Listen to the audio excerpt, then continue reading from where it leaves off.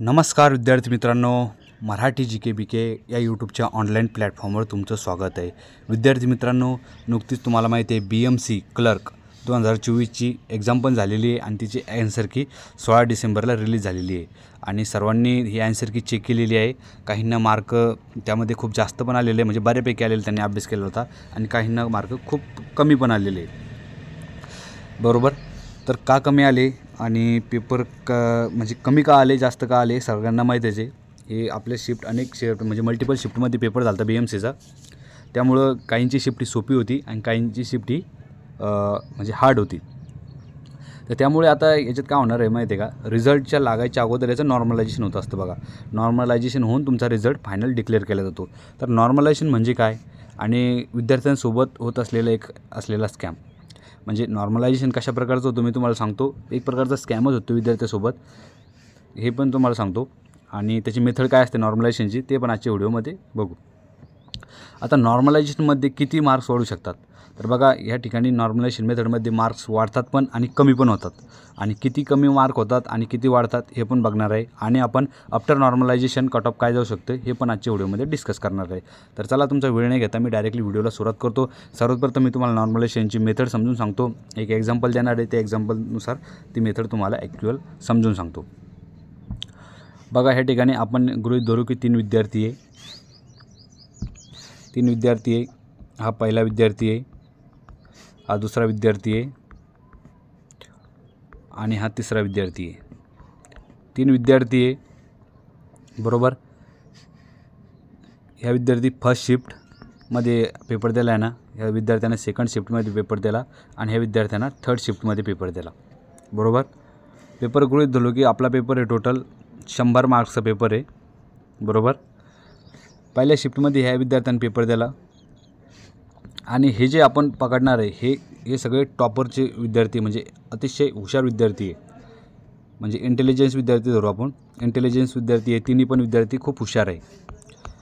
तर बघा पहिल्या शिफ्टमध्ये त्याने पेपर दिला, त्या विद्यार्थ्याला आले बघा 60 मार्क्स, बरोबर। दुसऱ्या शिफ्टमध्ये पेपर दिला ह्या विद्यार्थ्याने, सेकंड विद्यार्थ्याने पेपर दिला सेकंड शिफ्टमध्ये, त्याला आले 80 मार्क। त्यानंतर तिसऱ्या शिफ्टमध्ये पेपर दिला तिसऱ्या विद्यार्थ्याने, त्याला आले आउट ऑफ मार्क 100 मार्क्स आले। असं गृहीत धरणार आहे या ठिकाणी मी, कारण की एक तुम्हाला नॉर्मलायझेशन मेथड समजून सांगण्यासाठी फक्त एक एक्झाम्पल तुमच्यासमोर मी या ठिकाणी मांडत आहे।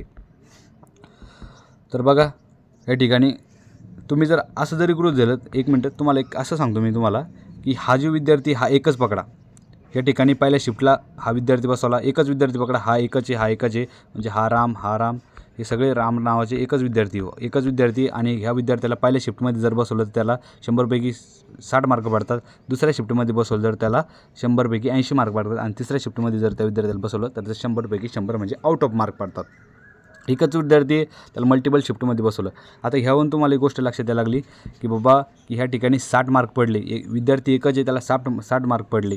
तर बघा की थोडक्यात तुम्हाला इथं कळलं की याला पहिल्या शिफ्टमध्ये 60 मार्क आले, कारण या ठिकाणी पेपरची लेवल कशी होती, एकदम डिफिकल्ट होती। त्यानंतर सेकंड शिफ्टमध्ये बसवलं त्याला 80 मार्क्स आले, तर तुम्ही म्हणू शकता की एकदम मॉडरेट लेवलचा होता, मीडियम लेवलचा पेपर होता। आणि त्याचनंतर त्याला आपण जर तिसऱ्या शिफ्टमध्ये बसवलं त्या विद्यार्थ्याला तर त्याला आउट ऑफ मार्क पडतात। तर ह्या ठिकाणी तुम्ही समजू शकता की ही जी एक्झाम आहे, जी एक्झाम थर्ड शिफ्टची एक्झाम आहे ती खूप सोपी होती, त्यामुळेच त्याला या ठिकाणी 100 मार्क पडले। तर याचा जर आपण एक विचार केला एकंदरीत, तर ह्या ठिकाणी त्याला 60 मार्क यायला लागले, ह्या ठिकाणी 80 मार्क यायला लागले, ह्या ठिकाणी 100 मार्क लागले। आता ह्या विद्यार्थ्याचा काय केला जातो, एक ॲव्हरेज स्कोअर काढला जातो। ॲव्हरेज स्कोअर या ठिकाणी थोडं रबरने इरेज करू, ॲव्हरेज स्कोअर काढायला जागा भेटेल आपल्याला।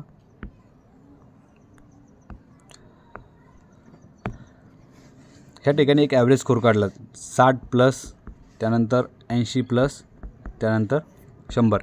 ॲव्हरेज स्कोअर जर काढला आपण तर किती व्हायला लागले, 8 आणि 7 14, 240 यायला लागले, 3 3 8 24। तर ह्या ठिकाणी जर आपण ॲव्हरेज स्कोअर काढला तर 80 हा ॲव्हरेज स्कोअर निघाला लागला। म्हणजेच आता काय होणार माहिती आहे का, ह्या 60 ज्याला पहिल्या शिफ्टमध्ये 60 आले, ज्या एकच विद्यार्थी गृहीत धरलेले, ह्या विद्यार्थ्याला 60 आले तर याला ह्या ठिकाणी 80वर आणून ठेवावं लागतं, म्हणजे याची किती नॉर्मलायझेशन करणं आहे मार्क्स, याची ह्या ठिकाणी टोटल नॉर्मलायझेशन मार्क होणार आहे 20 मार्क नॉर्मलायझेशन होणार आहे, बरोबर। आणि ह्या थर्ड शिफ्टमध्ये त्याचेच मार्क या ठिकाणी 20 कमी होणार आहे, बरोबर. आणि ह्या जे शिफ्टवाल्याचे याचे मार्क्स बिलकुल वाढणार नाही, कारण की हे एक ॲव्हरेज स्कोर निघलेला आहे. तिन्ही शिफ्टचा ॲव्हरेज स्कोर काढला जातो आणि त्यानुसार कट ऑफ डिसाईड होतो. तर आता ह्या ठिकाणी हा कट ऑफ डिसाईड होणार आहे, म्हणजे किती मार्क्सवर, हा कट ऑफ 80 मार्कवर डिसाईड होणार आहे. तर अशाच प्रकारचं नॉर्मलायझेशन BMCमध्ये होणार आहे. लक्षात घ्या तुम्ही, या ठिकाणी तिन्ही शिफ्टचं फर्स्ट, सेकंड, थर्ड किंवा 4 शिफ्ट झाल्या असेल, BMCच्या 3-4 शिफ्ट झाल्या आणि ह्या प्रत्येक शिफ्ट वाईज हे डे वनचं नॉर्मलायझेशन केलं जातं. त्यानंतर जेवढ्या काही दिवशी, हे पहिल्या दिवसापासून तर जेवढे काही 10-12 दिवस एक्झाम चालली BMCची, ह्या 10-12 दिवसाचं टोटल नॉर्मलायझेशन केलं जातं प्रत्येक शिफ्टचं, बरोबर. एखाद्या मुलाची इझी शिफ्ट असली, एखाद्या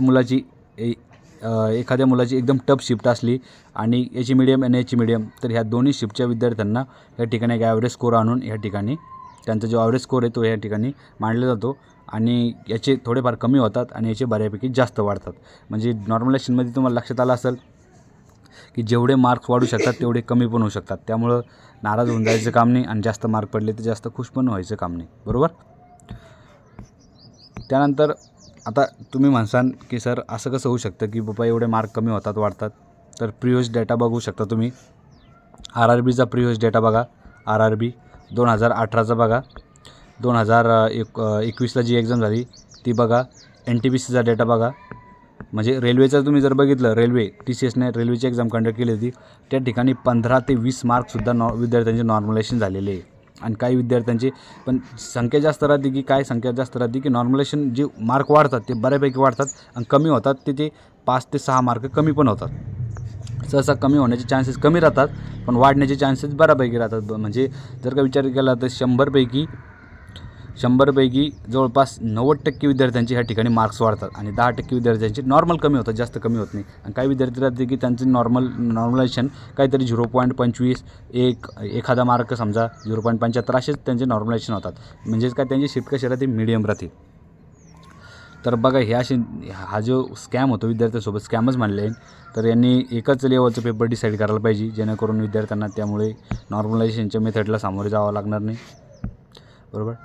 त्यानंतर आता आफ्टर नॉर्मलायझेशन कट ऑफ काय राहणार आहे. मी तुम्हाला नॉर्मलायझेशनची मेथड सांगितली. आफ्टर नॉर्मलायझेशन कट ऑफ काय जाऊ शकतो, तर लक्षपूर्वक आहे का, सर्वांची BMCची जी ॲन्सर की आहे ती चेक करून झालेली आहे असं मी गृहीत धरतो. आणि एक ॲव्हरेज कट ऑफचा स्कोअर काय जाऊ शकतो या ठिकाणी मी तुम्हाला सांगतो. सगळ्यांना माहिती आहे BMCचा एक्झाम झाली होती आपली, किती शिफ्टमध्ये झाली रे, जवळपास 3-4 शिफ्टमध्ये, म्हणजे भरपूर दिवस झाली ती. 10 ते 12 दिवस BMCची एक्झाम चालली होती. ह्यामध्ये आता ॲन्सर की चेक केली. काही विद्यार्थ्यांना 60 क्वेश्चन बरोबर आले, काही विद्यार्थ्यांचे 70 आलेले, काही विद्यार्थ्यांचे 80 क्वेश्चन बरोबर आले, काही विद्यार्थ्यांचे 90 आलेले आणि काही विद्यार्थ्यांचे 95 पण प्रश्न बरोबर आलेले, बरोबर. तर आता हे 60वाले विद्यार्थी, 70, 80 आणि 90 आणि 95वाले विद्यार्थी. तर बघा ह्या ठिकाणी मी तुम्हाला अगोदरच नॉर्मलायझेशन मेथड सांगितली. तर हा जो 95वाला विद्यार्थी आहे याचे 5 मार्क कमी होऊन हा 90वर येऊ शकतो. 90वाला विद्यार्थी याचे 5 मार्क कमी होऊन एक प्रकारचा समजा आपण विचार करू की तो 85वर येऊ शकतो आणि 80वाला विद्यार्थ्याचे मार्क कमी होऊन तो 75वर येऊ शकतो. त्याचबरोबर 60वाल्या विद्यार्थ्याचे नॉर्मलायझेशन होऊन तो 70वर जाऊ शकतो आणि 70वाला विद्यार्थ्याचे नॉर्मलायझेशन मार्क होऊन तो 80वर पण जाऊ शकतो. म्हणजे घटनेचा स्कोर बघितला कमी आहे, नॉर्मलायझेशन वाढू शकते, याच्यात 10 ते 15 नॉर्मलायझेशन मार्क वाढू शकते. सरळ सांगतो मी आता की आता तुमची शिफ्ट सोपी आहे का हार्ड आहे हे तुम्हाला कसं कळलं माहिती आहे का. तुम्ही काय करायचं, आता आपल्या कमेंट बॉक्समध्ये काय करायचं आहे, आपली शिफ्ट, आपल्या कोणत्या डेटला एक्झाम झाली ती डेट बरोबर आणि शिफ्ट आणि तुमचा क्वेश्चन किती बरोबर आले ते टाकायचे आणि विद्यार्थ्यांनी कमेंट करायची. ज्याने स्टार्टिंगला कमेंट केली त्यांना करा फास्टमध्ये. त्याच्यानंतर जे नवीन व्हिडिओ बघणार आहेत त्यांनी बघायचं आहे की आपल्या शिफ्टचं कोणी कमेंट केलेली आणि त्याने पण जाऊन त्या ठिकाणी कॅटेगरीची कमेंट करायची, आपली कॅटेगरी कोणती कमेंट करायची. त्यानंतर तुम्ही डिस्कशन करून पेपरचं लेवल चेक करून म्हणजे कंपेअर करू शकता तुम्ही आपल्या मित्रासोबत की एक्झामची लेवल कशी होती. की समजा तुम्हाला जर पहिल्या दिवशी एक्झाम झाली, 2 डिसेंबरला जी एक्झाम झालेली आहे, तर त्या 2 डिसेंबरचे जेवढे काही शिफ्ट झालेले आहे तेवढे शिफ्टचे तुम्ही क्वेश्चन पेपर काढू शकता. प्रत्येक शिफ्टचे क्वेश्चन पेपर काढा आणि प्रत्येक शिफ्टमध्ये तुम्ही एक ॲव्हरेज प्रत्येक शिफ्टचा पेपर सोडून पहा. सोडून पाहिल्यानंतर तुम्हाला ॲव्हरेज तुम्हाला कळेल की मला पहिल्या शिफ्टमध्ये बाबा माझे 70 प्रश्न बरोबर होते, दुसऱ्या शिफ्टमध्ये माझे 80 प्रश्न बरोबर आले, तिसऱ्या शिफ्टमध्ये 50 प्रश्न बरोबर आले आणि चौथ्या शिफ्टमध्ये 60 प्रश्न बरोबर आले. तर तुम्हाला कळेल की ही जी शिफ्ट आहे आपली 3 नंबरची, तिसरी जी शिफ्ट आहे हिचा पेपर जो आहे तो फारच डिफिकल्ट होता. आणि जर का तुम्हाला म्हणजे एका दिवसात ॲनालिसिस केलं तुम्हाला कळून जाईल की आपली शिफ्ट इझी होती का हार्ड होती. जर का तुम्हाला 80 मार्क त्या शिफ्टमध्ये यायला लागले तर समजून चालायचं की आपली शिफ्ट इझी होती, तरी पण आपल्याला समजा 60च मार्क आले, याचा अर्थ आपल्याला अभ्यास करायची गरज आहे. हे असं तुम्ही गृहीत धरून तुम्ही याचा एक अंदाज बी काढू शकता कट ऑफचा. पण ॲज अ माझ्या मतानुसार कट ऑफ काय झालं पाहिजे तुम्हाला सांगतो मी. ज्या विद्यार्थ्याचे 75+ क्वेश्चन बरोबर आहे त्या विद्यार्थ्यांचं सिलेक्शन ह्या ठिकाणी व्हायलाच पाहिजे. कारण की त्या ठिकाणी नॉर्मलायझेशनचं पण फॅक्टर या ठिकाणी 10 जरी मार्क प्लस झाले म्हणजे 150 प्लस किती व्हावं लागले, 10 जरी मार्क नॉर्मलायझेशन झाले तर 160 मार्क व्हावं लागले. आणि 160 म्हणजेच काय, याची जर पाहिले तर 80 क्वेश्चन यायला लागले. म्हणजे पहिलं जर 5 क्वेश्चनचे जरी तुम्हाला हेल्प मिळाली तरी तुमचं सिलेक्शन होऊ शकतं. त्यामुळे ज्या विद्यार्थ्यांना 75+ प्रश्न बरोबर आहे त्यांनी आशा सोडायची नाही, तुमचं सिलेक्शन होण्याचे चान्सेस आहे.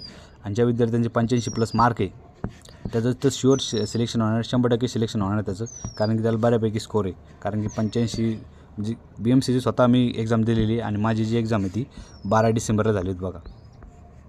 12 डिसेंबरला एक्झाम झाली होती. तर एक्झामची तुम्ही जर बघितलं मराठी आणि त्यानंतर बुद्धिमत्ता. आता मी IT या ठिकाणी मागच्या व्हिडिओमध्ये पण मी व्हिडिओ बनवला तर IT लिहिलं होतं. तर IT सब्जेक्ट कुठं असतं असं मला एका जणाने कमेंट केली होती, सर BMCला IT सब्जेक्ट कुठे असतो. तर IT म्हणजे काय, इंटेलिजन्स टेस्ट म्हणजेच थोडक्यात बुद्धिमत्ता म्हणतात त्याला, बुद्धिमत्ता. तर बुद्धिमत्ता आणि मराठी एकदम सोपी होती. म्हणजे ओव्हरऑल मुलांना जर बघितलं तर ॲव्हरेज मुलांना तर ह्या ठिकाणी 45 स्कोर ह्या ठिकाणी झालेला आहे. आणि ह्या ठिकाणी आलेलं आहे GK आणि इंग्लिश. तर GKमध्ये जर आपण बघितलं तर 12 मार्क्स आणि याच्यामध्ये बघितलं तर 18 मार्क, म्हणजे ओव्हरऑल 30 मार्क ह्या ठिकाणी विद्यार्थ्यांना पडत आहे, बरोबर. तर हे दोन्हीचे जर बघितले 30 + 45, तर ॲव्हरेज मुलांचं काढलेलं आहे तर 75 या ठिकाणी 75 क्वेश्चन राईट यायला लागले विद्यार्थ्याचे, ॲव्हरेज विद्यार्थ्यांनी सांगतो. त्यामुळे ह्या ठिकाणी आता सगळ्यात इम्पॉर्टंट फॅक्टर ठरणार आहे तो म्हणजे काय, याचा नॉर्मलायझेशन किती होतं त्याकडे आता सगळ्यांचं लक्ष लागलेलं आहे. नॉर्मलायझेशनमुळे आपल्याला बऱ्याच गोष्टी क्लिअर होणार आहे. आता जो तुमचा फायनल रिझल्ट येणार आहे तो डायरेक्ट नॉर्मलायझेशन होऊन येणार आहे. नॉर्मलायझेशन होऊन तुमच्या हातात रिझल्ट येणार आहे. नॉर्मलायझेशन झालं की रिझल्ट डायरेक्ट तुमच्या हातात. त्यानंतर तुम्हाला रॉ स्कोर त्या ठिकाणी दिसेल, रॉ स्कोर किती होता तुमचा, त्यानंतर नॉर्मलायझेशन मार्क किती होते हे एकत्रित तुम्हाला त्या ठिकाणी दिसेल. मग तुम्हाला कळेल की आपली शिफ्ट हार्ड होती का होती. तुमचे जर 15 मार्क वाढले आणि तुम्हाला जर या ठिकाणी 75, समजा तुमचे ह्या ठिकाणी 150 मार्क होते, 75 प्रश्न बरोबर होते, 150 मार्क होते आणि तुमचे ह्या ठिकाणी किती झाले, 165 मार्क झाले आणि कट ऑफला गेले 162वर. तुम्हाला कळेल की आपली शिफ्ट खरंच टफ होती. त्यामुळे आपले 15 मार्क वाढलेले आणि आपलं या ठिकाणी सिलेक्शन झालेलं आहे. तर चला भेटूया नंतरच्या व्हिडिओमध्ये. मला व्हिडिओ कमेंट बॉक्समध्ये सांगा कसा वाटला आणि कोणी ॲन्सर की चेक नाही केली त्यांनी कमेंट करून सांगा आणि ॲन्सर की चेक करून घ्या. धन्यवाद मित्रांनो व्हिडिओ शेवटपर्यंत बघितल्याबद्दल.